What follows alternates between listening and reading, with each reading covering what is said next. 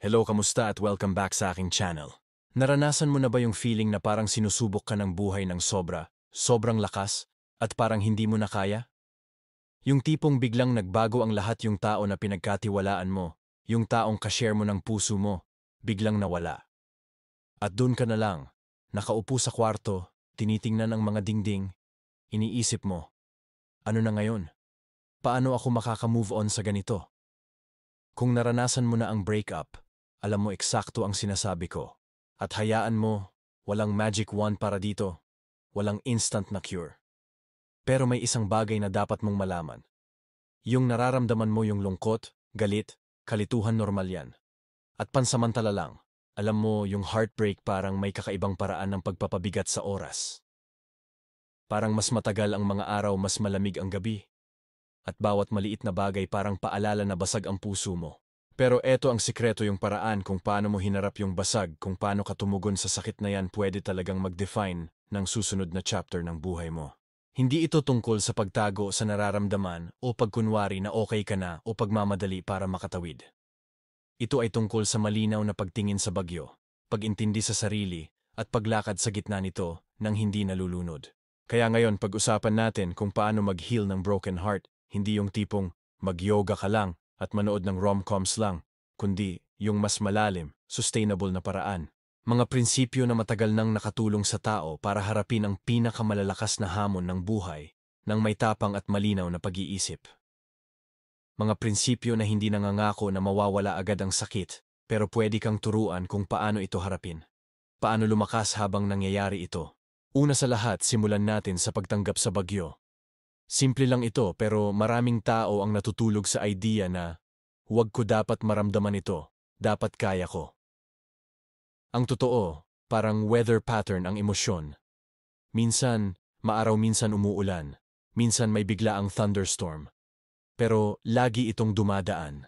Ang nararamdaman mo ngayon, gaano man ito kalakas, pansamantala lang. Hindi yan ikaw, yan ay karanasan mo lang. Sa sandaling tanggapin mo ito, hindi ka na nakikipaglaban sa sarili mo. Hindi ka na lumalaban sa ulan at sa kakaibang paraan, mas mag-aan ka. Isa sa pinakamakapangyarihang paraan para harapin ang bagyo ay ang pagtukoy sa emosyon. Subukan mo talaga. Umupo ka, huminga ng malalim, at sabihin mo sa sarili mo, masakit ako, galit ako, nalulungkot ako. Medyo weird sa simula, pero ang pagbibigay ng salita sa nararamdaman mo parang nagbibigay ng flashlight sa madilim na kwarto. Bigla mo nang nakikita kung ano ang pinagdadaanan mo.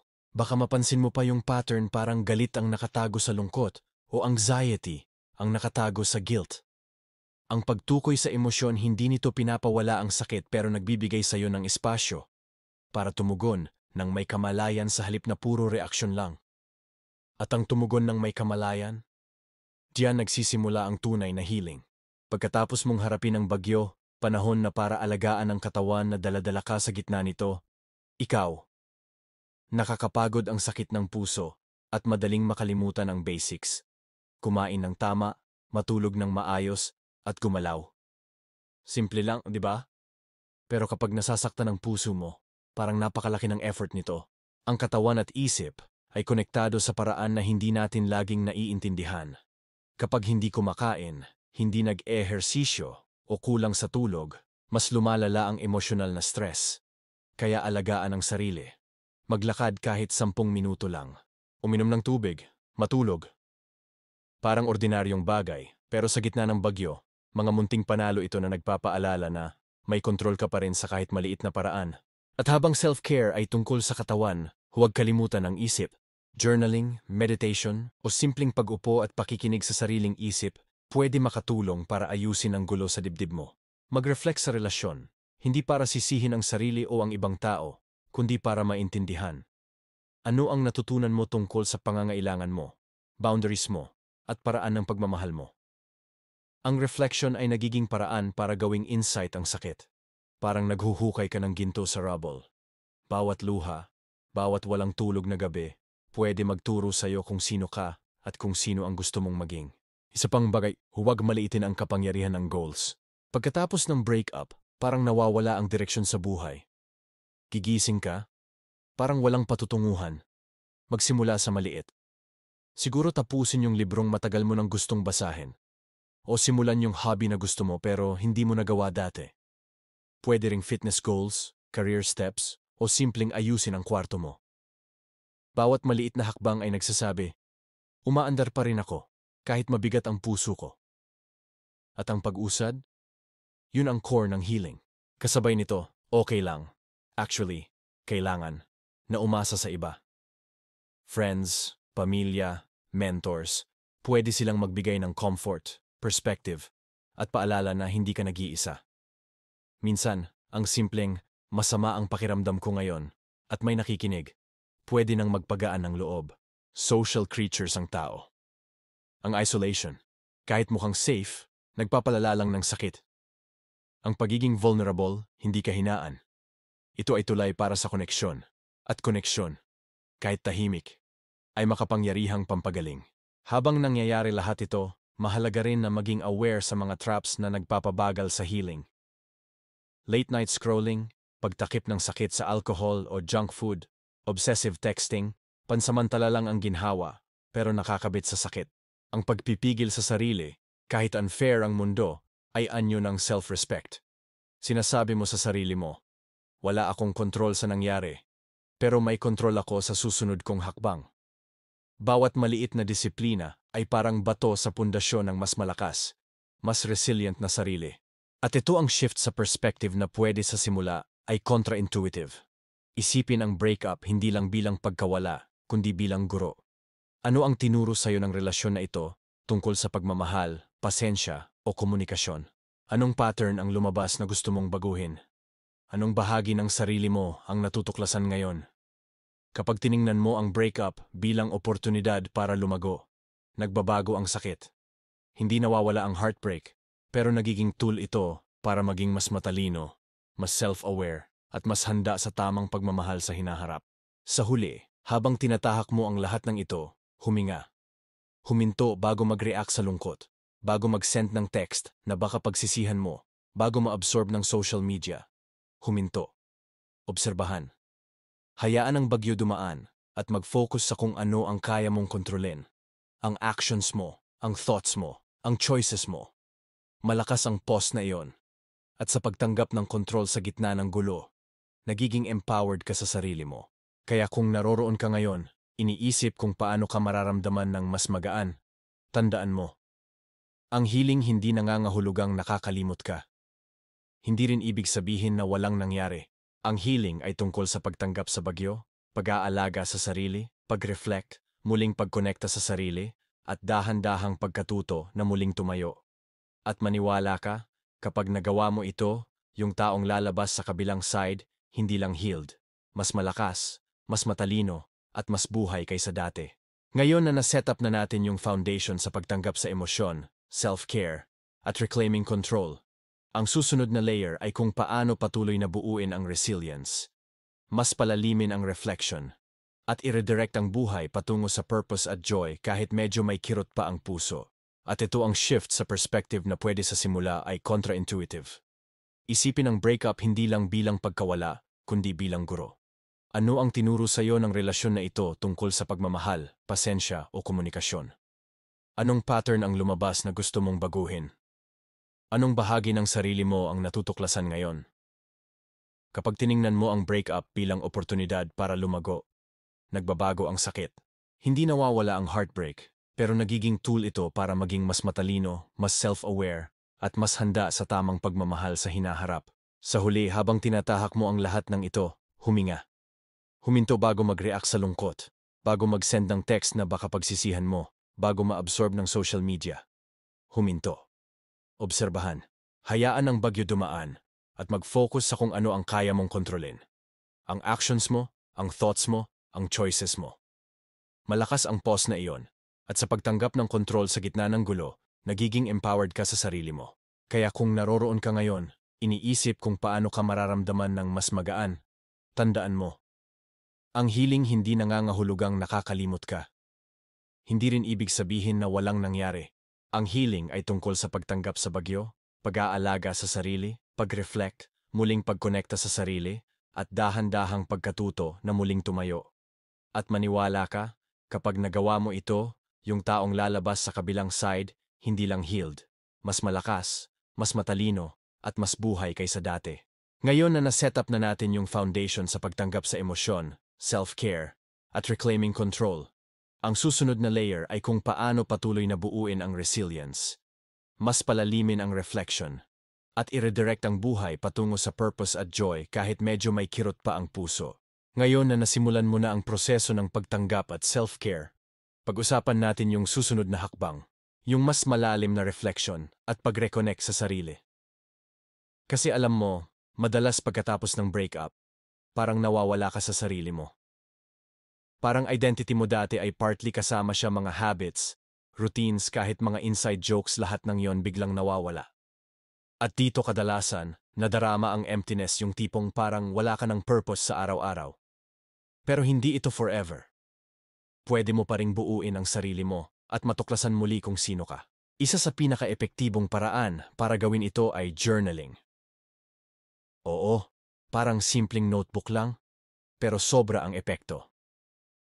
Pwede mo itong gamitin para i-express yung lahat ng nararamdaman mo, lungkot, galit, pangungulila, o kahit pagkalito. Huwag mo munang isipin kung tama o mali, basta ilabas lang. Parang pinapalaya mo ang isip mo. Kapag naisulat mo na, nagkakaroon ka ng distansya sa emosyon, parang observer ka na sa sarili mo. At doon mo makikita yung patterns. Baka mapansin mo na laging may bahagi ng relationship na paulit-ulit ang tension. O baka may mga sitwasyon na natatakot ka lang sabihin ang sarili mong opinyon. Lahat ng yon, valuable insights yon para sa future. Pero journaling hindi lang tungkol sa problema. Pwede rin ito maging space para sa gratitude at reflection. Isulat mo kung ano yung mga natutunan mo sa relasyon, kahit gaano man ito kasakit. Parang tanong sa sarili. Ano ang natutunan ko tungkol sa pagmamahal? Ano ang natutunan ko tungkol sa sarili ko? Ano ang kaya kong baguhin sa sarili ko para mas maging healthy ang future relationships? Sa unang tingin, baka parang mahirap makita, pero kung consistent ka, makikita mo yung progress. Parang unti-unti mong pinapalitan ang heartbreak sa wisdom. Kasabay nito, malaking tulong ang goal setting. Pagkatapos ng breakup, parang nawala yung rhythm ng buhay. Simpleng example, dati, may routine ka na kasama siya umaga na may kape, may sabay na lakad, may date nights. Ngayon, parang wala ka ng guide. Dito pumasok ang power ng goals.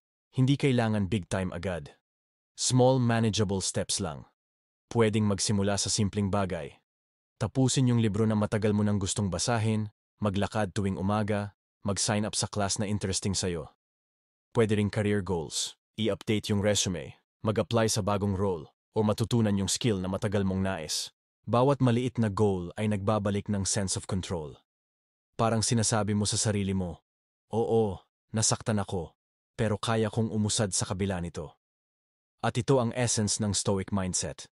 Hindi natin kontrolado ang nangyari sa relationship, pero kontrolado natin ang mga aksyon natin ngayon. Kaya huwag maliitin ang kahit pinakamaliit na hakbang.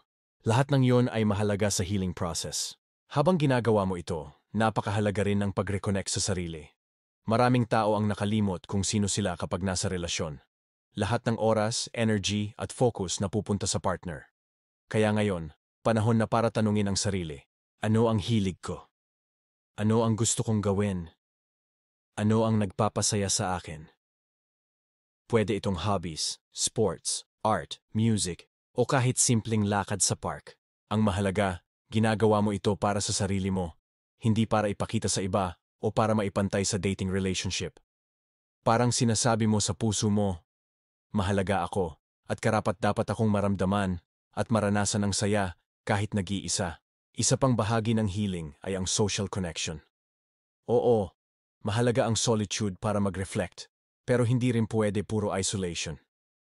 Kaibigan, pamilya, mentors, may role sila sa pag-heal mo.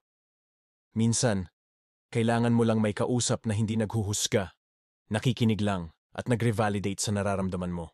Kahit simpleng naiintindihan kita o kasama mo ako dito lang, napakalaking tulong.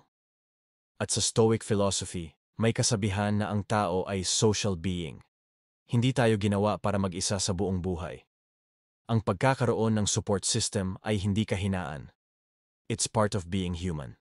Ngayon, Habang nagre-reflect at nagtatayo ng bagong routine, kailangan rin iwasan ang mga temporary escapes. Alam mo yung mga instant fix, late night scrolling sa social media, binge eating, alcohol, o kahit obsessive checking ng ex? Parang may comfort sa simula, pero sa katagalan, lalo ka lang nadidikit sa sakit. Dito lumalabas ang kahalagahan ng self-discipline. Hindi para maging rigid, kundi para protektahan ang sarili mo. Sinusubok nito ang kakayahan mo na harapin ang sakit sa tamang paraan, hindi sa shortcut.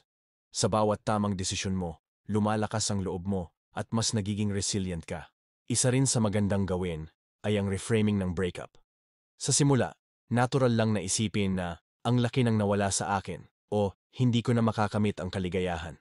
Pero pwede mong tanungin ang sarili, ano ang pwede kong makuha sa experience na ito? Paano ito makakatulong sa akin na maging mas mabuting partner sa future?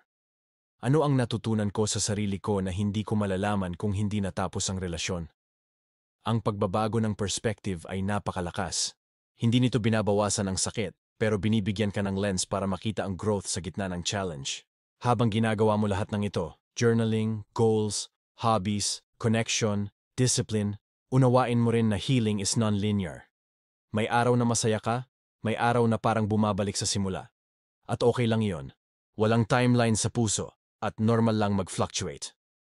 Dito pumapasok ang patience, parang stoic practice, endurance at acceptance. Hindi ka nagmamadali, pero steady ka sa landas ng pag-heal. At habang unti-unti kang bumabangon, mapapansin mo rin na may inner calmness na lumalabas. Parang nakaka-observe ka sa sarili mo nang hindi sobra ang reaksyon. Napapansin mo na, okay lang ang masaktan, okay lang ang malungkot, pero hindi ako kontrolado ng damdaming ito. Yung sense of control na yon, kahit maliit, malaking bahagi ng pag-heal. Sa puntong ito, nagsisimula ka ng makita ang liwanag sa dulo ng tunnel. Hindi pa nawawala ang kirot, pero may simula na ng bagong direksyon. Mas malinaw ang sarili mo, mas maayos ang perspective mo, at mas ready ka na yakapin ang future ng mas matalino at mas malakas. Ngayon na unti-unti mo nang naibabalik ang sarili mo, nakilala ang nararamdaman, nag-reflect, nag-set ng goals, at nakapag-reconnect sa sarili, dumarating ang bahagi kung saan pwede mo nang simulan ang pag-transform ng heartbreak sa personal growth. Alam mo, madalas, ang pinakamahirap na parte ng breakups ay hindi yung pagkawala ng isang tao, kundi yung pagkakawala ng sense of stability at identity. Pero dito pumapasok yung stoic mindset. Kahit hindi natin kontrolado ang nangyari, pwede natin kontrolin kung paano tayo lalapit sa hinaharap. Isa sa pinakamahalagang hakbang ay ang pag-cultivate ng resilience. Resilience hindi ibig sabihin na wala ka ng sakit o hindi ka na natutulala sa lungkot. Ibig sabihin, kaya mong bumangon sa bawat kirot.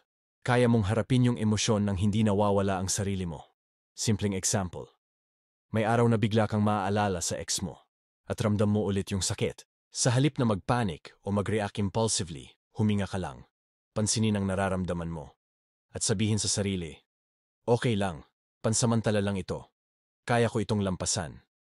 Parang nagtatrain ka ng puso mo at isip mo na maging matatag sa emotional storms. Kasabay nito, huwag kalimutan ang joy at gratitude. Madali tayong malugmok sa lungkot at kalungkutan, pero kahit sa gitna ng heartbreak, may maliit na bagay na pwede mong ipagpasalamat. Siguro simpleng kape sa umaga, ang tawa ng kaibigan, o yung librong matagal mo nang gustong basahin. Sa una, parang trivial lang, pero paulit-ulit, napapalitan nito ang lens ng puso mo, mula sa focus sa pagkawala, papunta sa appreciation ng present moment. Sa Stoic philosophy, ito ay parte ng pag-shift ng perspective. Ang events ay neutral. Nasa interpretasyon natin ang kulay ng karanasan. Habang nagtatagumpay ka sa emotional control at appreciation, pwede mo nang palawakin ang sarili mo sa bagong experiences. Maraming tao ang natututo sa heartbreak na maging adventurous sa buhay. Subukan ang bagong hobby, sumali sa class, makipagkilala sa ibang tao, mag-travel, even kung maliit lang sa simula. Ang purpose dito hindi lang para ma-distract, kundi para makita mo na may buhay sa labas ng dating relationship. Makikita mo na may identity ka na hindi nakadepende sa ibang tao, at iyon ang tunay na empowerment. Isa pang powerful step ay pagtutok sa future relationships mula sa wisdom. Bawat relasyon na natapos ay may aral. Ano ang natutunan mo tungkol sa boundaries mo, communication, at personal values? Ano yung mga red flags na pwede mong iwasan sa susunod? Hindi ito para maging bitter o mistrustful, kundi para maging more intentional sa choices mo sa hinaharap. Ito ang paraan ng Stoic thinking. Ginagamit ang experience bilang guide sa paggawa ng mas tamang desisyon, hindi para pagsisisihan ang nakaraan. Habang lumalalim ang self-awareness mo, unti-unti mo ring nare-realize ang value ng solitude at reflection. Hindi mo kailangan punan ang lahat ng oras mo ng social activities para maging okay. May lakas sa quiet moments. May pagkakataon kang makinig sa sarili mo, maramdaman ang tunay mong desires, at i-align ang actions mo sa values mo. Dito lumalabas ang principle ng Stoicism na living in accordance with your nature. Hindi kailangan makipagkumpara sa iba o sundan ang expectations ng society. May sariling ritmo ang recovery mo, at mahalaga na igalang mo iyon. Habang dahan-dahan kang nagtatagumpay sa sarili, may isa pang layer na dapat i-cultivate. Inner calmness sa gitna ng emosyonal na turmoil. Sa simula, normal lang ang impulsive reactions. Mag-message, mag-post, mag-reach out sa ex. Pero kapag natutunan mong huminto, huminga, at pag-isipan ang bawat aksyon, nagkakaroon ka ng control. Yung pause na iyon ay parang armor ng puso mo. Pumipigil sa self-sabotage at nagbibigay daan para mas mature at thoughtful ang decisions mo. At syempre, habang ginagawa mo lahat ng ito, dapat tandaan ang importance ng balance. Hindi puro work or hobbies lang, hindi rin puro social life or solitude. Ang healing journey ay kombinasyon ng reflection, action, connection, at joy. Parang stoic balance, pagkilala sa sarili, pag-practice ng virtues, at pag-adjust sa reality nang hindi labis na naapektuhan ng emotions. Isa sa pinaka-beautiful outcomes ng ganitong approach ay growth mindset. Hindi ka lang nag-heal. Nagiging mas malakas ka, mas aware, at mas empowered sa sarili mo. Natututo kang tanggapin ang sakit, harapin ang uncertainty, at gumawa ng choices na aligned sa values mo. Ang heartbreak, sa ganitong lens, hindi na lamang tragedy, it becomes a teacher.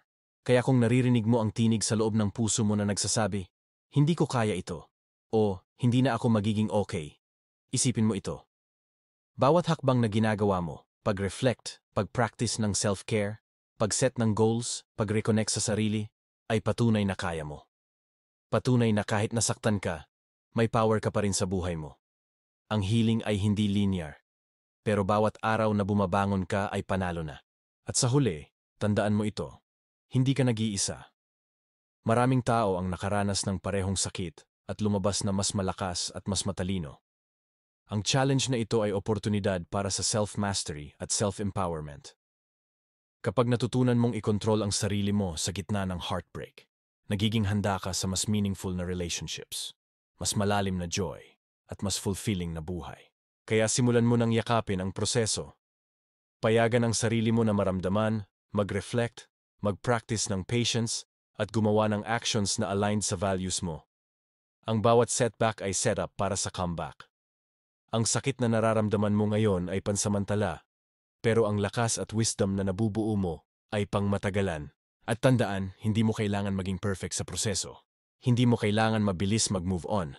Ang mahalaga ay consistent ka, aware ka, at patuloy na ginagawa ang tama para sa sarili mo.